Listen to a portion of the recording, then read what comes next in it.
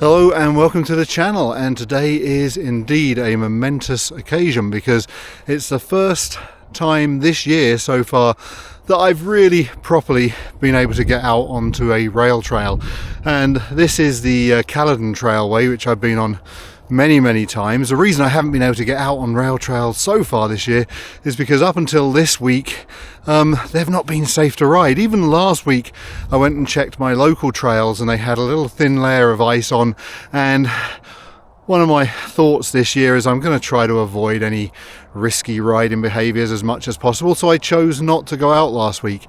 This week the trail is open. It's in really great condition, not even muddy or wet particularly, and the only remnants of winter and the massive amounts of snow we've been having is right there. So far, I've got a little way to go up the trail, so maybe it's going to get worse, but it seems to be really good so far. I will say one thing though, although the temperature isn't particularly cool today, I think it's like 2 degrees, it is actually bitterly cold out here because I've got quite a big headwind at the moment. Going back it's going to be great, but at the moment the wind and the cold is really cutting into me, so I'll keep it moving.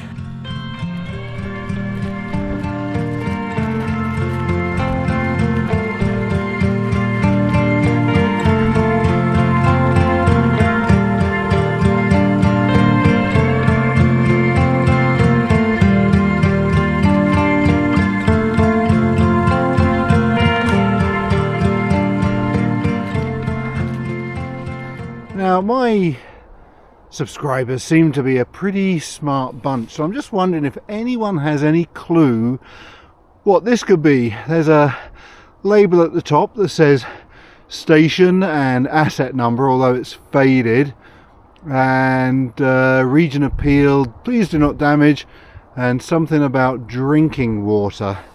But yeah, if you have an idea of exactly what it is, something to do with water I guess, but leave a comment below.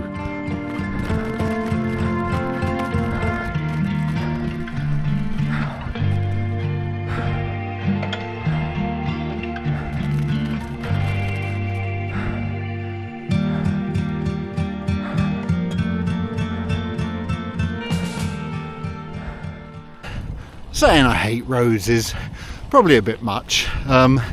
They are necessary. I wouldn't even say they're a necessary evil. I do use them almost daily in a car, a motor vehicle. Oh, shock and horror.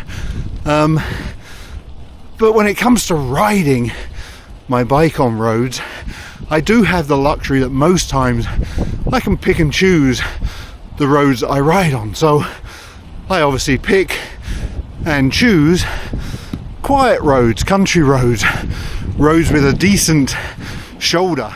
Well, the days that I engage in urban cycling, I really enjoy it, but I definitely sympathise and can see the point of those who have to do it on a daily basis. I've been lucky, I haven't had many close passes, but if you're urban cycling daily, it's going to be something that happens.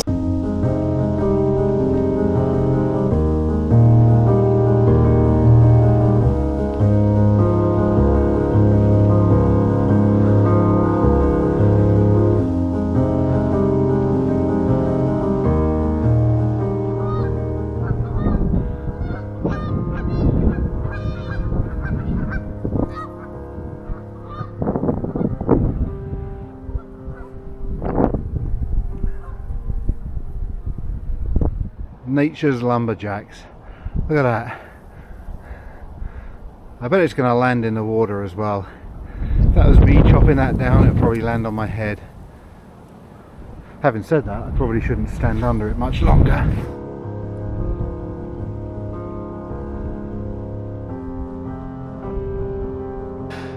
I don't think it's going to show on here, but it's actually snowing. But oh well, maybe winter isn't quite done with us yet.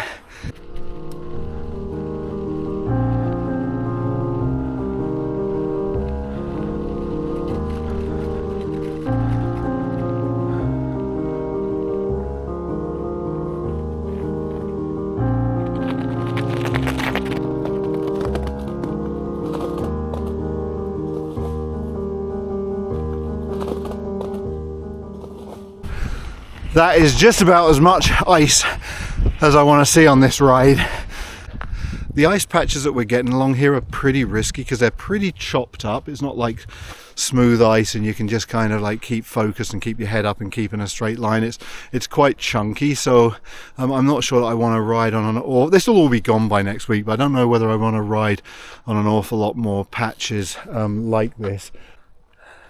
I do have a bit of an aversion to risk, especially since I had a little bit of a nasty crash the end of last season on my fixed wheel bike, and then a couple of years ago I had an even worse crash, so I'm really averse to taking too many risks. So even riding across this ice feels a little bit risky, so I'm not sure that I'm going to go too much further in that direction before I turn around and go back in that direction. But it's so nice being out here. It really is, and yeah, really excited for lots more riding out here on this trail and many other trails this summer.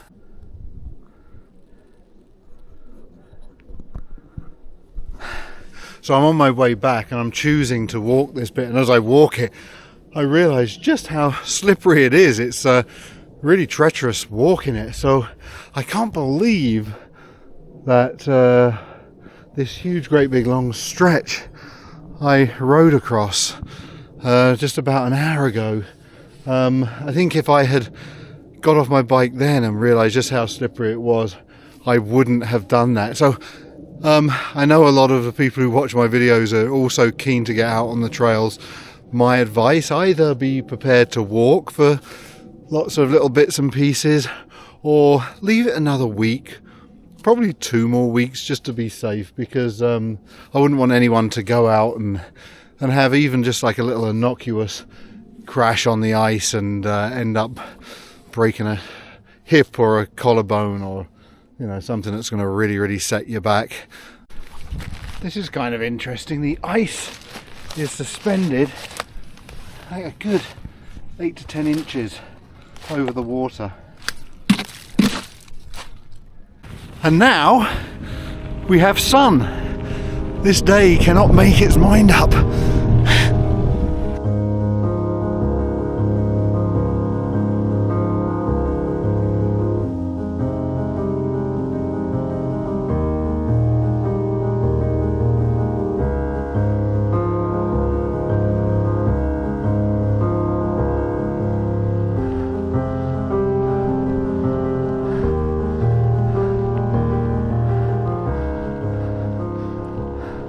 I planned my final shot to be with this beautiful old building as a backdrop, but somebody's parked there, so I thought, well, if I can't take my final shot with a sublime background, I'll take one with a ridiculous background. So here I am at the local public washrooms, and I'm just going to get out of the wind a little bit so I can talk to you properly.